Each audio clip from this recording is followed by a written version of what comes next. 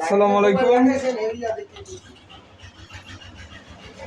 যারা এখনো চিন্তা ভাবনা করতেছেন যে আলম ভাইয়ের কাছে অর্ডার দিবেন, তবে আগের ভাগে যদি অর্ডারটা দেন তাহলে আমি পাক করে দিতে পারবো, আর যদি সময় ওভার করে যদি দেন তাহলে আর আমি দিতে পারবো না ভাই, দুঃখিত ভাই।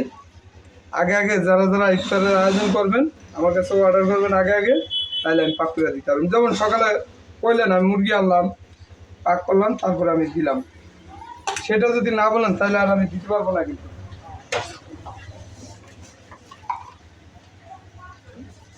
আমি কিন্তু এই কথাটা বলছি সবার লিগে যারা মনে করেন বাড়িতে ঝামেলা করবেন না, তারা যে আমার কাছে অর্ডার দিলে আমি এই জিনিসটা পাক করে দিতে পারবো।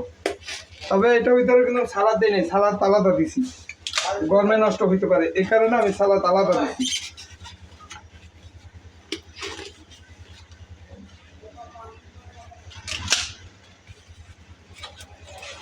আপনারা বলতে পারেন যে আমাদের সালাদ দিল না, কি দিল, শুধু একটু এক পদ ভর্তা দিল।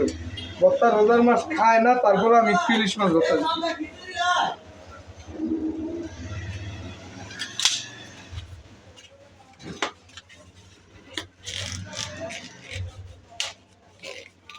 রোজার মাছ দেখে এক পদের ভর্তা একটু দিয়ে দিলাম।